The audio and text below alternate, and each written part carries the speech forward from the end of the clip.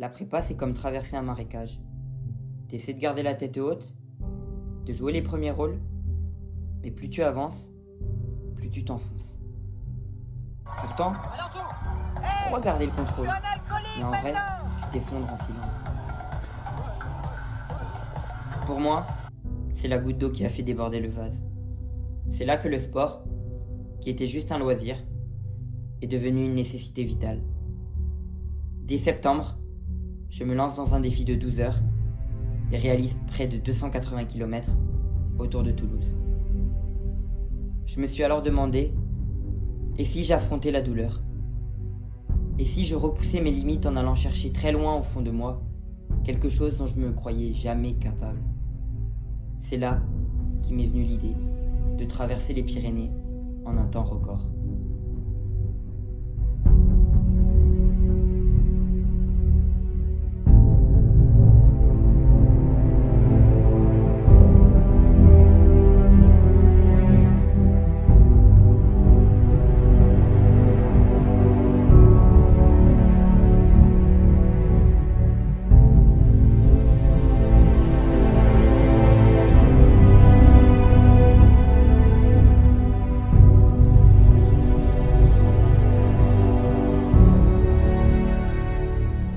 Pour réaliser un tel défi, il fallait un peu s'entraîner quand même. Donc à partir de janvier, donc les 7 mois qui ont précédé cette traversée, j'aurais enchaîné 12 000 km. Et globalement, les études, je les mettais au même niveau que le vélo, ce qui est pas forcément très bien, mais c'était ma perception des choses après une année si difficile. Et globalement, une semaine type, c'était 14 heures de vélo et plus de 300 km hebdomadaires.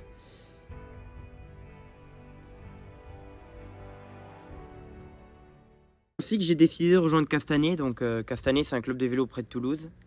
Et c'est devenu une deuxième famille pour moi. Et c'est comme ça que j'ai réussi à me forger un palmarès qui était plus que correct.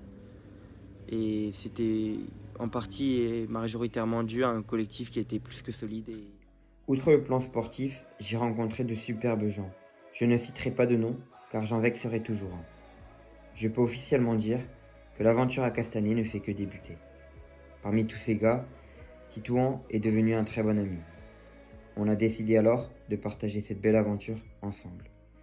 Il m'a accompagné sur le vélo pour 2 gros relais, mais a également joué un rôle crucial dans l'assistance avec la famille.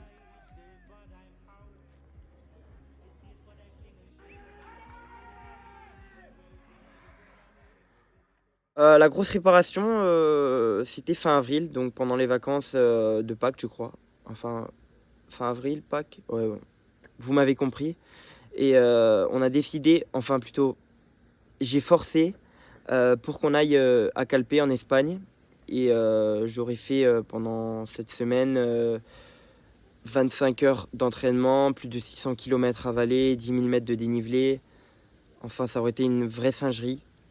Et c'est à partir de ce moment-là que j'ai commencé à réfléchir sur la nutrition sportive, comment s'alimenter pendant les sports. Et j'avais vraiment l'intention de faire un stage en altitude pour préparer l'Ariégeoise qui était fin juin. Je vais te déboîter. J'ai la puissance dans l'automobile. Regarde ça là, ça c'est la puissance.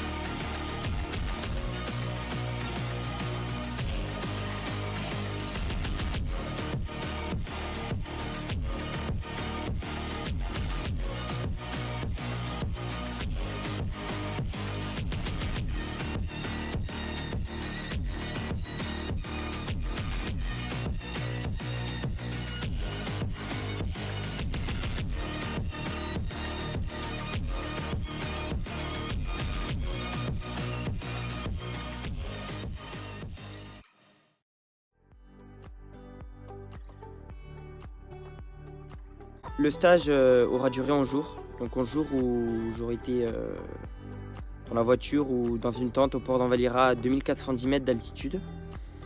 Et c'était un mélange de LHTH et LHTL. Et je retiens que du bien de ces stages, mais on verra par la suite que en fait, c'était une erreur ou un apprentissage.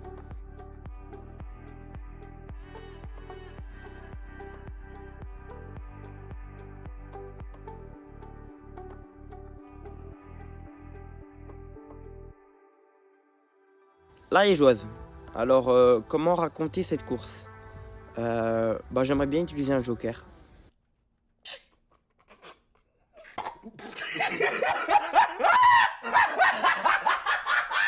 Du coup, c'est une course où j'ai explosé complet. Je participais à l'épreuve montagnole, donc c'était 120 km et 3000 mètres de dénivelé positif. Donc les 3 premières heures de la course, tout s'est bien passé. On est dans un bon groupe. Bon, c'était plutôt les 2 premières. On est dans un bon groupe, ça s'entend pas trop, ça roule pas trop, mais je vois que les jambes sont là. Mais le problème, c'est qu'à partir d'un moment, je refuse et j'arrête. Je sais pas pourquoi, j'arrête de m'alimenter pendant 3 heures de la course. Donc après, on avait une stratégie avec mon coéquipier, c'était d'attaquer dans la descente. Donc avec Philippe, on attaque dans la descente, on crée un écart, mais je vois que les jambes sont toujours bien. Mais le problème, c'est que dans la montée, donc la montée finale, c'était le plateau de Bale, un terrible enfer. Et là, je perds peu à peu connaissance. Donc, mais je continue et j'arrive à pédaler. Je comprendrai jamais ce qui s'est passé ce jour-là. Je finis la course très très loin, mais c'est surtout que je finis en haut, je m'écroule et je suis obligé de descendre en ambulance avant d'être perfusé pendant 3 heures. Donc je m'étais pas du tout hydraté les 3 dernières heures de la course et j'avais rien mangé. Donc sur une course où il fait 38 degrés, ça pardonnait pas et c'était dur de l'accepter d'avoir fait tout ça et de faire une si mauvaise performance à tout juste un mois de la traversée en fait. Donc après cet échec, personne n'a confiance en moi. Et c'est vrai que quand on perd connaissance, on se fait perfuser sur une course qui est 6 fois plus courte. L'idée de traverser les Pyrénées, en fait, elle est très très loin, quoi. Et là, c'était très compliqué. J'ai eu une période où j'étais pas bien. Ensuite, j'ai participé à la Pyrénéenne, une autre cyclo-sportive. Donc là, je fais 5e et j'essaie de regagner espoir. Après cette remise en question, je découvre les jambes de ma vie. Donc ouais, je vais dire les jambes de ma vie beaucoup de fois dans cette vidéo. C'est pas pour me la péter, mais c'est juste pour avoir un référentiel, ouais, c'est tout. Un référentiel, on voit le physicien, quoi. Du 13 au 18, j'ai vraiment les meilleures jambes que j'ai eues de toute ma vie, vraiment. Je comprendrai jamais cette période-là. Donc on va voir le Tour de France. Je fais 20e sur la côte de Pêche-David alors que les coureurs montaient à fond. Alors oui, je faisais que cette côte, mais tout allait bien. Le lendemain, à 3h du matin, je fais Otakam, je le renchaîne à 18h. On va voir les coureurs. Le surlendemain, on fait une autre journée à 3500 dénivelés positifs. Le surlendemain, je fais 270 km. Je fais un top 10 dans Super Bannière sur 5 km. Et c'est là où je commençais à de plus en plus à y croire. Et c'est aussi à ce moment-là que j'ai découvert en fait la plus grande erreur de ces stages en altitude, c'est que je n'avais pas laissé le temps au corps de se reposer. Ce sera un apprentissage pour l'année prochaine. Je pensais qu'en une semaine, il pouvait se refaire d'un stage de 10 jours à plus de 2400 mètres.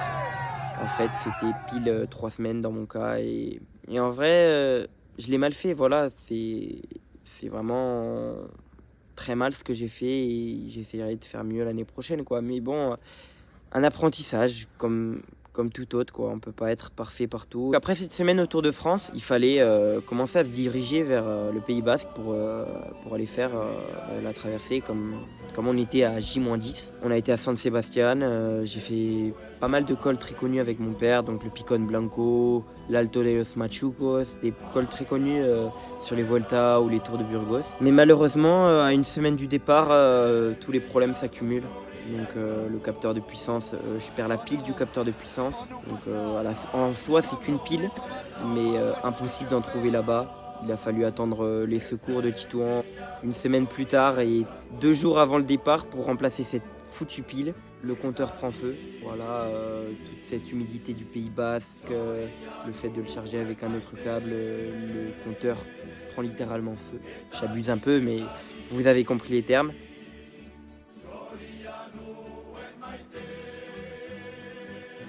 Finalement, on arrive à à tout réparer, donc tout se passe bien, on arrive à tout réparer, mais vous comprenez bien que tout ce stress engrangé durant cette dernière semaine n'est pas du tout récupérateur pour réaliser cette traversée et on n'arrive pas dans les meilleures conditions, donc c'était la première grosse erreur.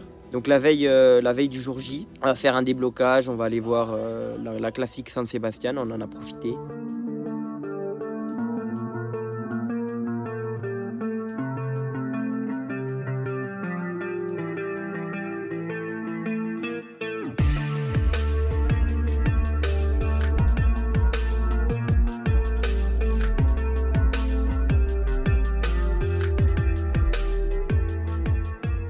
Et on va voir le dernier coucher de soleil et on en profite pour préparer le grand départ. Donc la veille, donc la nuit avant de partir, on aura dormi 2 heures. L'avant-veille, 3 heures. Nouvelle erreur.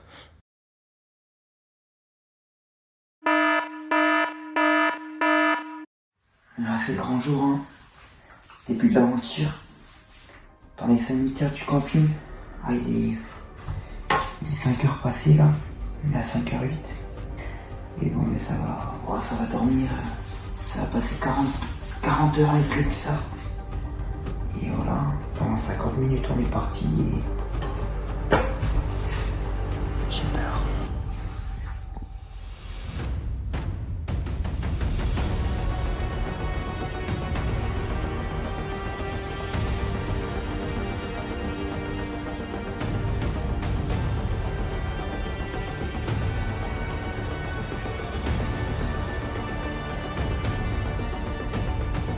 Donc on part à 6 heures et durant les 3 prochaines heures, donc tout se passe bien. On part sur des bases très très correctes, donc sur une allure qu'on maîtrise. Donc globalement c'était la zone 2, donc une zone d'endurance fondamentale, une zone qu'on peut apparemment tenir indéfiniment si on arrive à bien s'alimenter durant l'effort. Puerto de Chondo, col numéro 2. Désolé le col de Saint-Ignace, mais c'était pas grand chose. Pour l'instant tout va bien. On est bien, non Tito? On est bien. Col d'Ispegui. En vrai, on commence à quitter le Pays Basque. C'est vraiment beau. Hein. Au ciel bleu. Au ciel bleu. 1102 D+. Tout bene.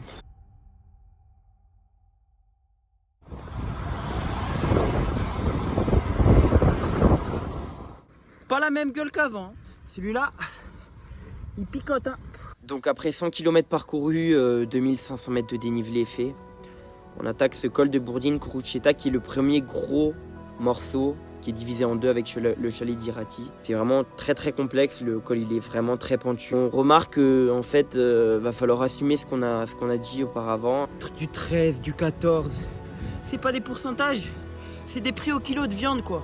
Juste 16 000 de dénivelé restant.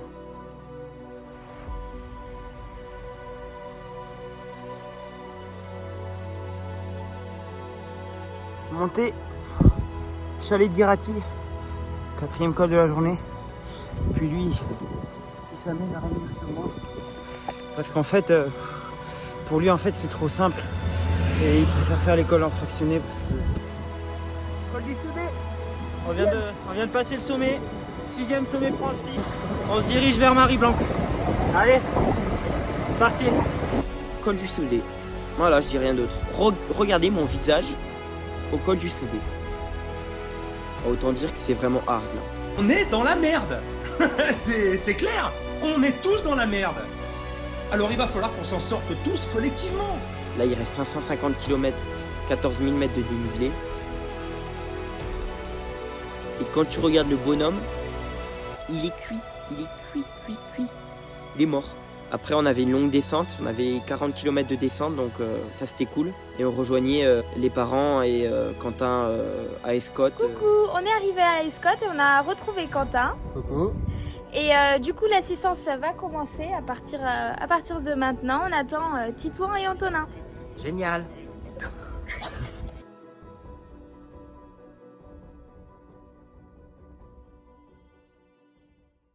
Donc on retrouve Quentin et là on attaque le col de Marie-Blanc, donc un mur. Un mur. Bon les gars, on est 3. Col du Marie Blanc. Moi je trouve c'est interdit de faire des cols comme ça. C'est mon avis. Voilà. Ça fait 7 cols qui dit ça. C'est vrai. Bon, après il en manque que 20, ça va. Mais le fait d'être 3, d'avoir retrouvé les parents, c'était autre chose. Et c'est finalement très bien monté ce mur. Et en haut, on avait la fameuse récompense. On allait enfin s'arrêter pour manger après 180 km et 5000 de dénivelé. Donc on avait déjà une bonne cyclosportive dans les jambes.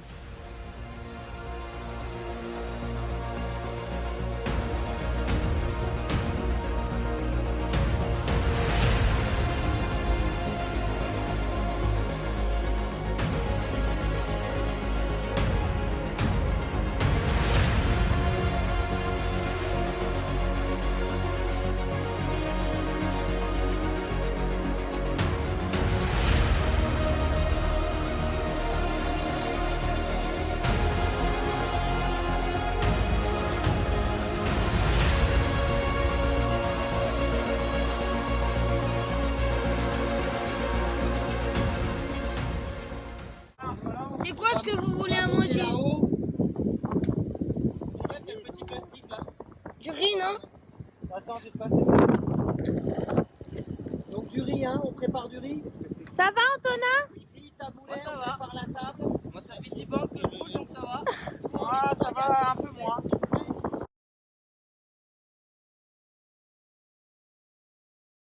Allez, courage les gars!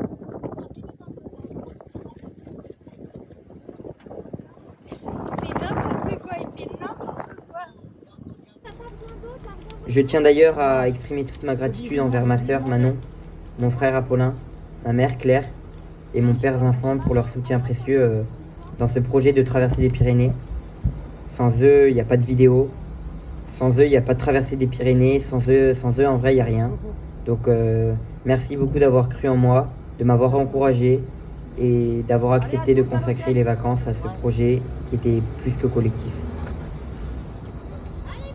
Allez Quentin, c'est bien. Tu veux quelque chose Quentin? Non.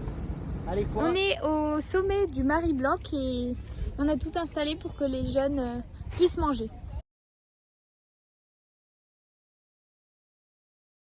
Allez les gars!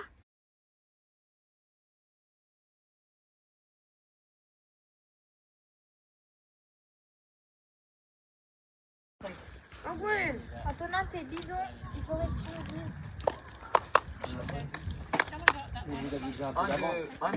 Un d'eau et je crois l'autre c'est Matt le vert. Donc on s'arrête manger, on reprend des forces et après cette pause repas, il s'est passé mais que des dingueries. Déjà c'est moi qui fais la descente. Donc la descente de Marie Blanc, je la fais en tête et je fais n'importe quoi. Donc je descends beaucoup trop vite, il y a des voitures, il y a du tourisme, n'importe quoi pour gagner 25 secondes, c'était n'importe quoi. Et après mes coéquipiers, donc ils me doublent à Bay je crois, oui Bay le village en bas. Et là il y avait 10 km pour rejoindre le premier col hors catégorie de cette journée, donc le col d'Aubisque. Et là je comprends pas, mais ils se mettent à rouler mais comme des golemons, vraiment des mongols. On était à 44, 45, des pics à 400 watts. Enfin, c'était n'importe quoi. J'avais l'impression d'être dans une course. Donc dans le col d'Aubisque, bien sûr, il est long. Il est très long, il fait 17 km. Mais tout se passe bien. Tout se passe bien. On continue d'avoir ce petit rythme régulier. On est beaucoup mieux que le col du Soudé. On avance toujours bien tous les trois avec Quentin.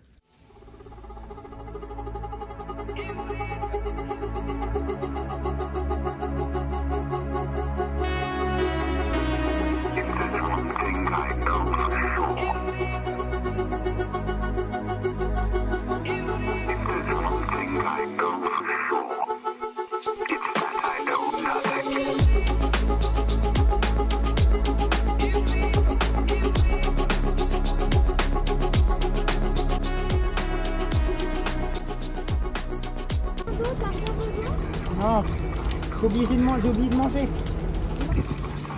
400 mètres de l'Aubisque. Tout va bien. Salut. Toujours avec le Quentin. Bientôt plus de Quentin. Il est beau ce col.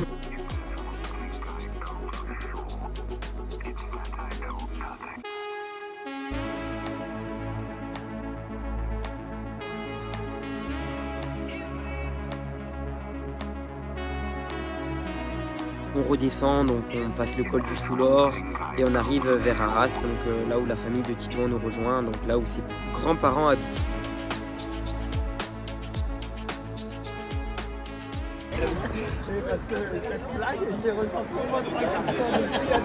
Et donc c'est le moment de quitter Quentin qui aurait été très utile et qui aura fait 100 km avec nous. Donc à ce moment-là, on a 250 km et 7500 mètres de dénivelé positif.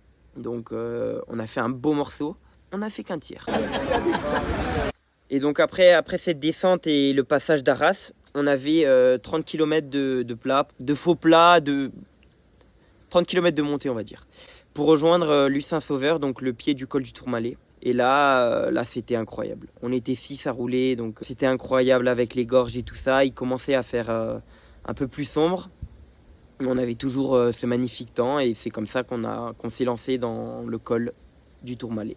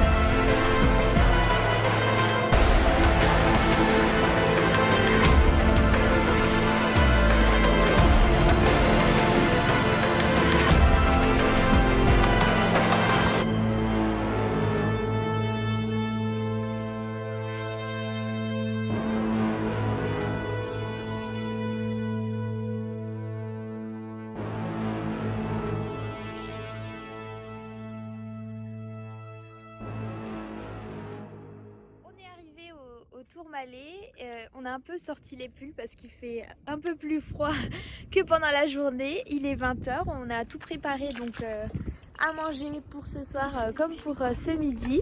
On est au combienième col, Apollo ? 10e col. On est au 10e col et donc on attend les 4 garçons, Antonin et accompagnés. Et donc voilà la vallée un peu. De qui? Alors, Accompagné de il y a Titouan depuis le début. Ensuite, on a le papa de Titouan, Jean-Luc. Et ensuite, il y a le cousin aussi de Titouan. Nils.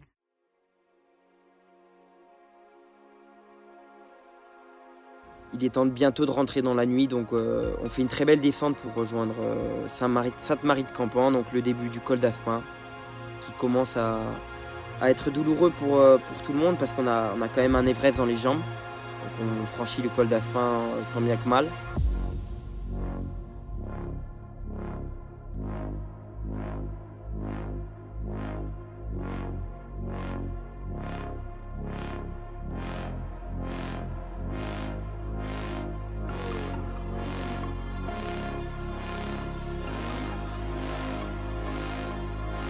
On ne voit pas beaucoup. Normal, c'est le début de la nuit. On est au dernier kilomètre d'Aspin. Toujours avec Titouan le guerrier. On va se battre, mais ça va être dur.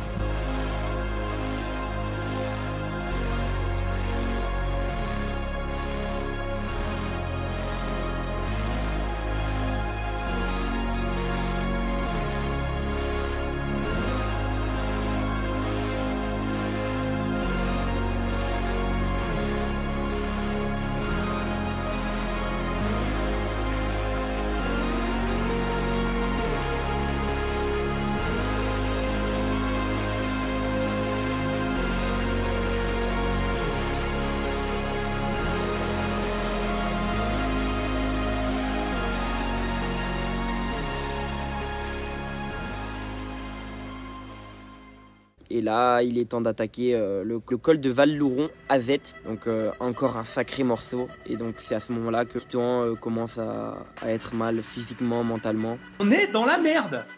C'est clair. On est tous dans la merde. Avec tous les relais qu'il avait passés, avec son raid débile avec Quentin, Abeille. Donc on marche un peu dans ce col. Du coup, je vous mets quand même les chiffres, mais on a vraiment marché dans dans cette montée. Mais je voyais qu'au niveau du temps, on était très correct encore. Mais moi, je voyais que j'étais vraiment fatigué. Que voilà, je vous avais dit, on avait dormi 5 heures sur les 2 dernières nuits. Le stress généré par tous ces problèmes une semaine avant. Donc ça allait être très mal parti pour tout enchaîner d'une traite.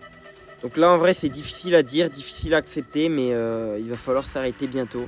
Donc il va falloir faire une grosse pause et pas les petites pauses de une demi-heure qu'on a fait au col du Tourmalet, au col de Marie-Blanque. Et donc on dépose Titouan qui se fait récupérer par la voiture balai à Loudanvielle après un énorme relais de 380 km et plus de 9000 mètres de dénivelé. Donc encore merci à lui et c'était incroyable de partager ce début d'aventure avec lui. Et là je me dis bon, on va s'arrêter au col de Peilleressourde et je vais essayer de monter à fond ce col de Peilleressourde. Je suis pas monté à fond. Je suis toujours bien monté, toujours dans les cordes. Mais le problème, c'est que j'arrivais pas à manger, donc j'ai essayé de manger une barre. Mais pour manger la barre, en fait, il fallait que je marche. Il fallait que je marche pour manger. J'arrivais pas à manger sur le vélo. Rien ne passait. Et quand on est qu'à la moitié du défi, c'est compliqué. Donc on s'arrête en haut du col de Peilleressourde avec 10 000 mètres de dénivelé. Et là, il est temps de décider un choix très très difficile, mais on va devoir s'arrêter dormir au col de Peilleressourde.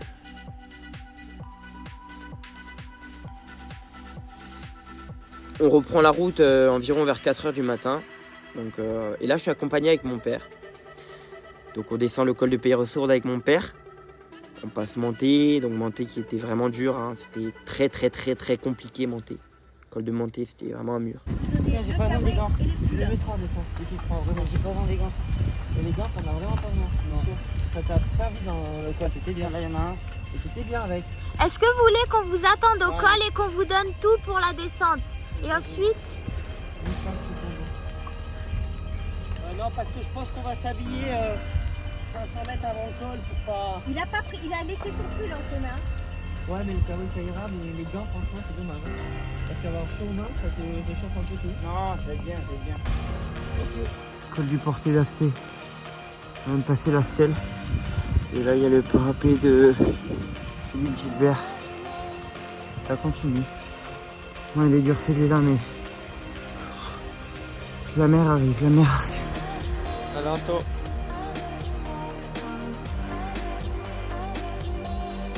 Ça va? Toujours là?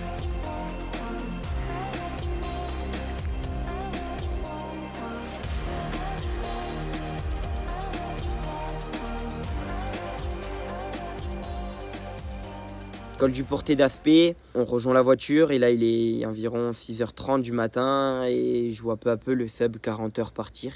Col de l'Accord, c'est vraiment beau l'Accord. C'est dur. Je l'appellerais bien le col de la hardcore. On enchaîne avec le col de la Trappe et la terrible défaillance dans ce combo col de la Trappe, col d'Agne. C'est la pire sensation que j'ai eue. J'ai pleuré, voilà, j'ai pleuré dans ces deux cols. Col de la Trappe, j'avais des crampes. Et c'est à ce moment-là qu'on a eu l'arrivée de Mano. Ça nous a fait plus que du bien avec mon père. Donc Agneau, mon père avait fait une nuit blanche. Il avait fait une nuit blanche, il avait conduit donc jusqu'à col de Peilleressourde. Il avait fait du vélo, il avait enchaîné une énorme étape de vélo, donc 180 km. Et donc on arrive à Agneau, je me fais masser. Ça va. Non, ça va en vrai. En vrai, ça va le faire. Mais on va y aller mollo quand même. Maintenant, je vais faire une blague, tu peux filmer. Vas-y. J'ai vu qu'il y avait des chevaux dans le cours de l'Ers. Pourtant, c'est pas un col hors catégorie. Elle est naze. Mais bon, on t'accorde. Et là, il reste 250 km. 4500 de D+, c'est compliqué, mais je pense que le projet commence à devenir possible. Donc après Nio, on avait une longue période de transition, donc on avait 40 km de plat. Et là, en fait, Quentin et Mano, ils avaient la même stratégie. Quentin, il a peut-être dit à Mano, ouais, fais la même chose que ce que j'ai fait à Beille. On a fait n'importe quoi, bon, un peu plus calme et raisonné, mais on était quand même à 35 à l'heure, jusqu'à rejoindre Ax-les-Thermes, donc le pied du col de Paillère. Le col le plus dur, moi je le mets au niveau du Tourmalet. Heureusement, c'est à partir d'ici qu'on a pu compter sur l'arrivée de David, qui a laissé les chaussures de trail pour se mettre exceptionnellement au vélo. Donc il nous a rejoint pendant 100 km et grâce à lui, on a oublié la douleur et les 10 dernières heures qui ont été tout simplement horribles. Il y a Tim Hollens qui remonte les bidons là. Il remonte les bidons. Il livre les bidons. Oh, le livreur.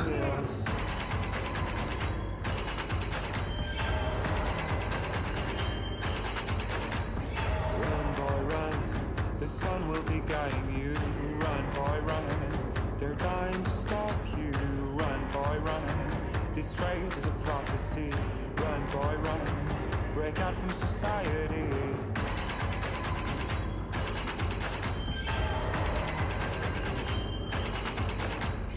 Oh, is another day, hey. And you don't have to hide away, yeah. You'll be a man, boy. But for now, it's time to run, it's time to run.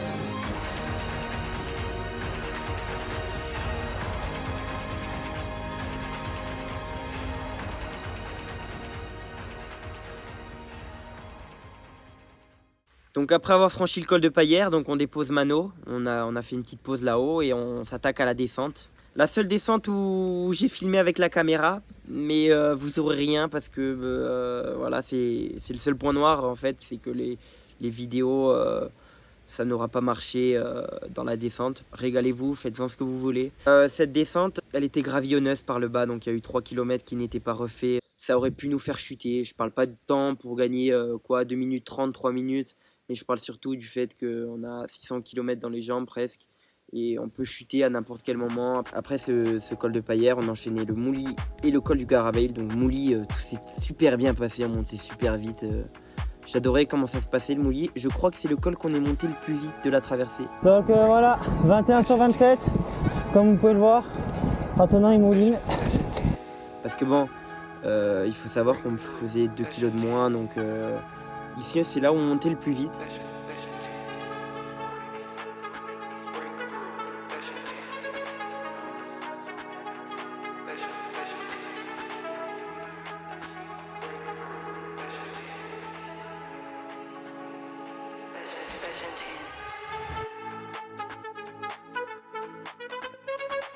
Donc après Garabell, on a été tranquille parce qu'on savait qu'il y avait le col de Joux après.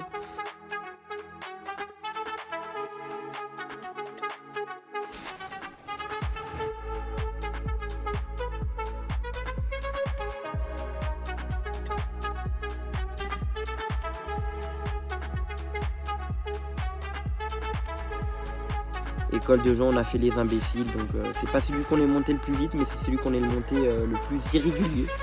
Donc on a mis des grosses attaques. Il n'y avait plus d'objectif de chrono, l'objectif c'était de s'amuser vraiment et on montait pas comme des débiles, sinon on s'attaquait, ensuite on se regardait, bref c'était incroyable.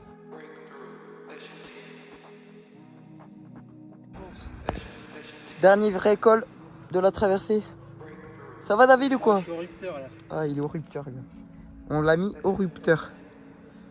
Dernier département, on voit la mer tout là-bas. C'est bien, et toujours ce beau ciel bleu. C'est magnifique. Donc on enchaînait ensuite sur une longue descente de 30 bornes pour rejoindre mes grands-parents à Prades.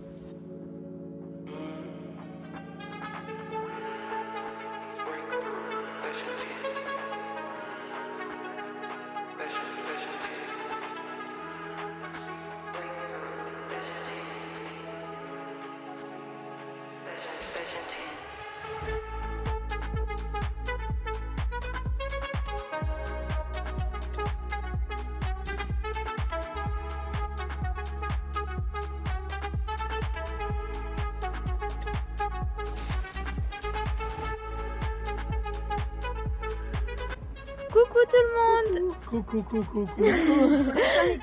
On attend les coureurs, du coup on a retrouvé Papy et Mamie, les Ils sont venus grands-parents. à Kaya, Voilà. à l'intersection pour aller à Iwous. Ils ont pris toutes les affaires pour que nous on puisse après reprendre tous les coureurs. Et voilà. Allez, voilà. Yep. Yep. Yep. Yep. Donc là, j'ai lâché ma petite larme. Vraiment, ça me faisait plaisir. J'étais là, je faisais le plus grand projet de ma vie. J'étais accompagné de mes grands-parents qui me soutenaient à fond. J'avais des copains. Et donc après, on a enchaîné le col du Fourtou, qui s'est très mal déroulé, lui. Donc il faut savoir que je suis tombé dans ce col et à 60 bornes de l'arrivée, tomber, ça aurait pu être très fatal. Pas les vêtements, rien. Un peu la guidoline, mais bon, la guidoline, c'est comme ça. Déjà, premièrement, va pas te faire mal. Deuxièmement, va pas gâcher. Non. Parce que là, c'est un coup, t'arrives pas et tu gâches tout. Donc si tu chutes à 60 bornes de l'arrivée sur un tel projet, je sais pas, tu te casses quelque chose, tu dois obligé d'annuler à 60 km de l'arrivée. Bon bah voilà, ça sent vraiment la fin. On est au col du Fourtou dans les PO. On mange là un peu, on attend les garçons. Et ça sent la fin.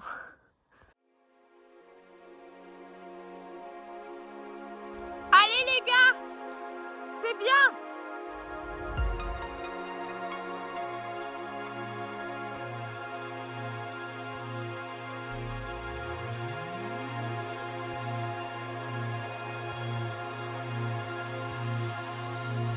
On avait la longue descente pour rejoindre Collioure. Donc on s'est retrouvé au milieu des nationales. C'était n'importe quoi à la fin.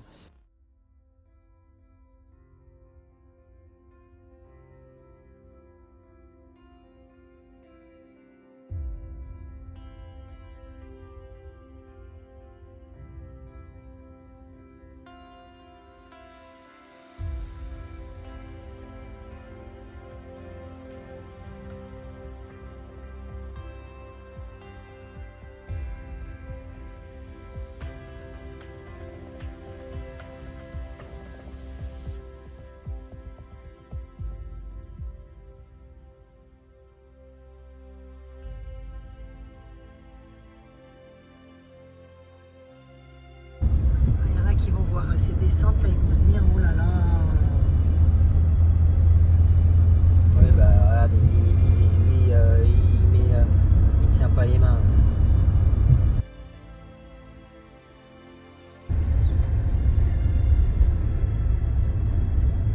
Là, on va où, Claire? Non.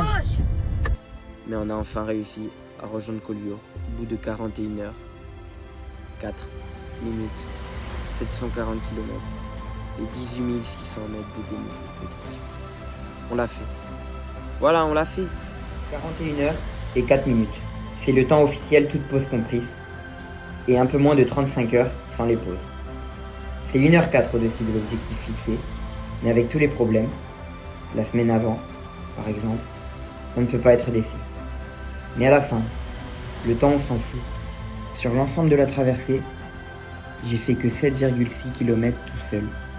Ce qui restera longtemps, très longtemps, c'est ce que j'ai vécu avec la famille, avec les suiveurs, les coureurs. J'ai passé un des plus beaux moments de ma vie, ce dimanche et lundi 3 et 4 août. Et ça, aucune performance ne pourra le remplacer.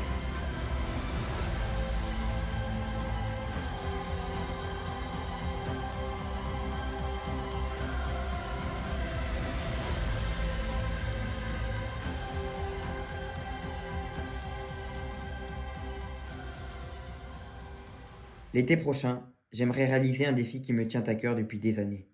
Participer à l'étape du Tour 2026. Ce rêve, j'aimerais le vivre tout en soutenant l'association Mécénat Chirurgie Cardiaque. Porter leur maillot et défendre leurs couleurs serait pour moi une grande fierté. C'est ici que je m'adresse à vous. Afin d'aider tous ces enfants malades et défendre cette cause sur une course d'une aussi grande envergure, je dois rassembler un total de 850 € ou plus de dons qui seront entièrement reversés à l'association. Si vous le souhaitez, vous pouvez participer à cette cagnotte et verser un montant de votre choix en cliquant sur le lien affiché dans la description. Un grand merci pour moi et surtout un grand merci pour vous.